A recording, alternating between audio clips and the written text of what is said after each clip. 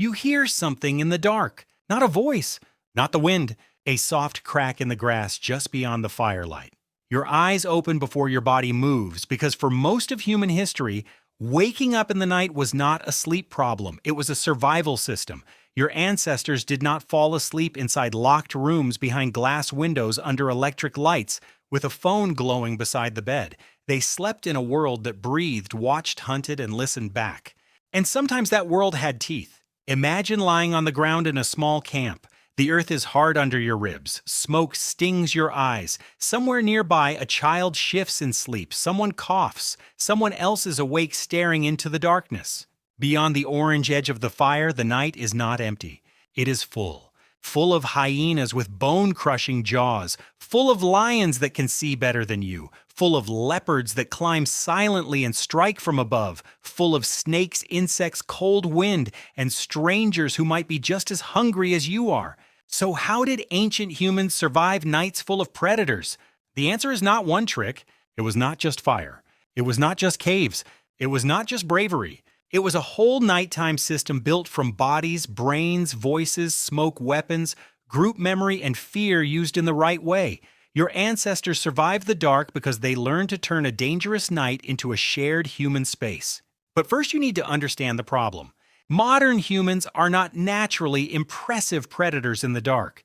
Your eyes are useful in daylight, but compared with a cat, they are weak at night. Your teeth are small, your nails are soft. You cannot outrun a lion, you cannot smell danger like a hyena, you cannot hear like an owl. Alone in darkness, you are fragile. So why are you here? Why did a soft-skinned ape survive in a world where so many stronger animals disappeared? Part of the answer begins with a strange fact. Humans did not become safe because the night became less dangerous. Humans became safer because they stopped facing the night alone. At sites like Swartkrans in South Africa, the paleontologist C.K. Brain studied broken bones from early human relatives and other animals. He argued that early hominins were not always mighty hunters. Often they were the hunted. A hominin is simply a member of the human family tree, including modern humans and extinct relatives. Some bones carry damage linked to predators, especially leopards. This matters because it breaks a modern fantasy. Your ancestors were not born as fearless masters of nature. They began as prey animals with clever hands. That memory may still live somewhere inside your nervous system. It is why darkness can feel different from daytime, even in a safe room. It is why a sudden sound at night can make your chest tighten before your thoughts catch up. Your brain does not ask for proof first. It prepares the body. That feeling is old, very old. But fear alone does not save you. Panic scatters a group. Good fear organizes it. Your ancestors had to learn which sounds mattered, which smells mattered, when to freeze, when to wake others, when to add wood to the fire, and when to move camp entirely. So picture the camp again. It is not random. The sleeping bodies are close together. Children are near adults. Tools are within reach. Burning branches and embers sit in the center. The fire is not just a heater. It is a glowing boundary line between the human circle and everything outside it. Fire may be the most famous answer to the predator problem, but it is easy to misunderstand. Fire did not make ancient humans invincible. It made them harder to surprise. At Wonderwerk Cave in South Africa, archaeologist Francesco Berna and other researchers reported evidence of burned bone and ash deep inside the cave dating to around 1 million years ago. That does not mean modern humans were sitting there telling stories exactly like you would. Modern Homo sapiens had not even appeared yet, but it does show that very ancient human relatives were using fire in a controlled place. Controlled fire means fire that is not just a passing wildfire. It means fire brought into human life. Later, at Gesher Beno Yaakov in Israel, archaeologist Nama Goren Inbar and her team found burned flint wood and plant remains from nearly 790,000 years ago. The burned objects were not scattered everywhere at random. They appeared in patterns that suggest specific burning spots, possibly hearths. A hearth is a prepared place where fire is kept and used. This is a quiet revolution. A hearth is not just flame. It is a center. Around it, the night changes shape. Predators may still circle. Eyes may still shine beyond the trees. But now your group has light heat smoke. and a place to gather. The fire makes movement visible. It makes your camp smell different. It lets you see the face of the person beside you. And that may be just as important as seeing the predator. Because humans are not only tool users, humans are attention sharers. At night, one person's alertness can protect many sleeping bodies. One warning sound can wake the camp. One older person's memory of lion behavior can change where everyone sleeps.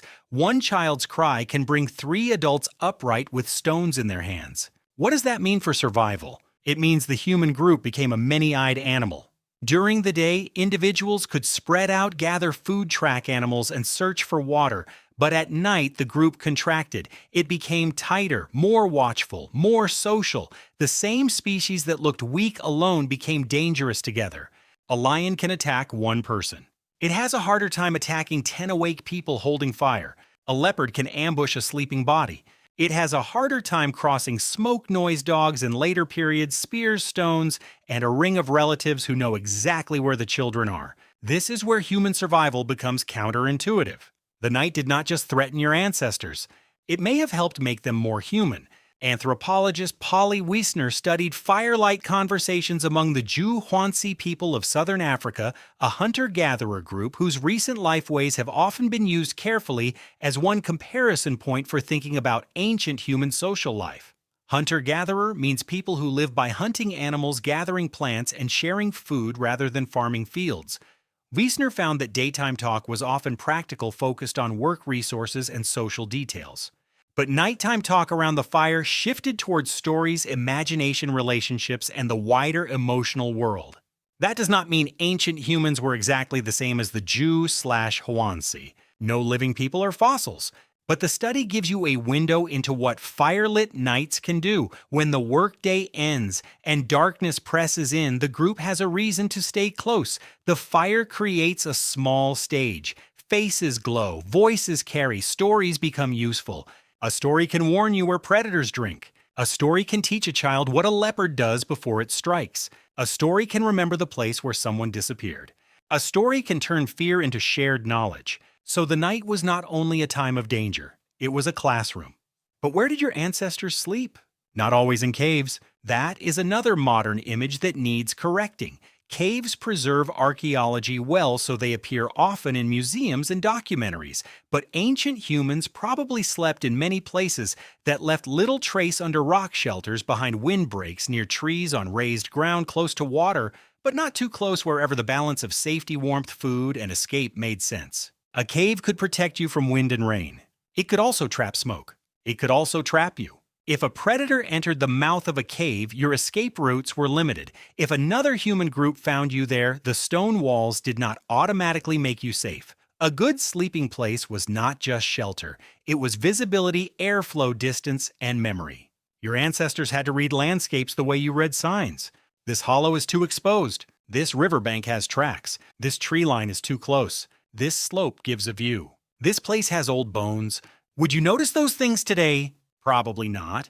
Modern life trains your attention in different ways. You notice traffic lights, passwords, deadlines, and battery percentages. Your ancestors noticed vultures, broken branches, fresh dung alarm calls, and silence that arrived too suddenly. Silence could be information. If insects stopped, if birds burst from a tree, if nearby animals went still, something might be moving. The night was a network of signals, and survival depended on reading them before the danger arrived. This is why sleep itself was probably different. Today, many people imagine a perfect night as 8 uninterrupted hours in a sealed room. But human sleep can be more flexible than that.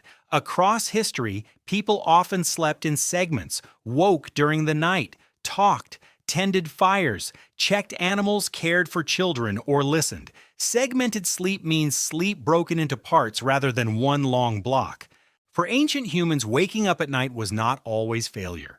It was coverage. One person wakes to feed the fire, another hears movement. An elder shifts and listens. A mother wakes because a child turns cold. A hunter wakes because the wind changed. No one needs a modern alarm. The camp itself breathes people in and out of sleep. This does not mean everyone stayed awake all night. That would destroy the group. Instead, safety came from overlap. Different ages, different sleep patterns, and different responsibilities created a loose watch system. Young adults might sleep more deeply after hard travel, elders might wake more often, nursing mothers might wake with infants, restless sleepers might become accidental guards. Even weakness could become useful. An older person who no longer hunted as far could still hold priceless nighttime knowledge. A light sleeper could hear danger first. A child afraid of the dark might alert adults to movement. A grandmother might know which sounds belonged to harmless animals and which did not. Survival was not only muscle, it was distribution. Different bodies doing different jobs. Now add weapons. Early humans did not need metal swords or perfect bows to make predators hesitate. A sharpened wooden spear, a heavy throwing stone, a burning branch, and a chorus of shouting adults could change the calculation. Predators are not monsters from a movie. They are living animals trying not to get injured. A wounded predator can starve. So a noisy, armed, firelit group is not an easy meal. This may be one of the most important truths. Your ancestors did not have to defeat every predator. They had to become expensive to attack. That is a different kind of power. A lion may still be stronger. A hyena may still have better jaws. A leopard may still be faster in the first leap. But if approaching the camp means smoke, flame, stones, spears, screaming, and injury, the predator may choose something else. Survival often means changing the odds just enough. Not perfect safety, better odds. Night after night, that was enough. There were still losses. Children vanished. Adults were bitten. People froze, starved, and made bad decisions. Ancient life was not peaceful camping under pretty stars. It was uncertainty with no emergency number. If something screamed beyond the trees, no one was coming except the people already beside you. And that is the deeper point. The human answer to the predator-filled night was not just technology, it was belonging. Fire mattered, but someone had to keep it alive. Spears mattered, but someone had to grab them. Caves mattered, but someone had to choose the right one. Knowledge mattered, but someone had to teach it before the danger came. A lone genius in the dark is still meat. A group with memory is something else. This is why the campfire may be one of the most important inventions in the human story.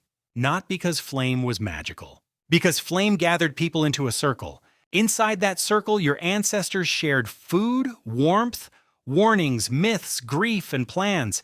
They watched the dark together. They made the night smaller. They turned fear into attention and attention into culture. Culture simply means learned behavior shared by a group. Not instinct, not genetics. Knowledge passed from one mind to another.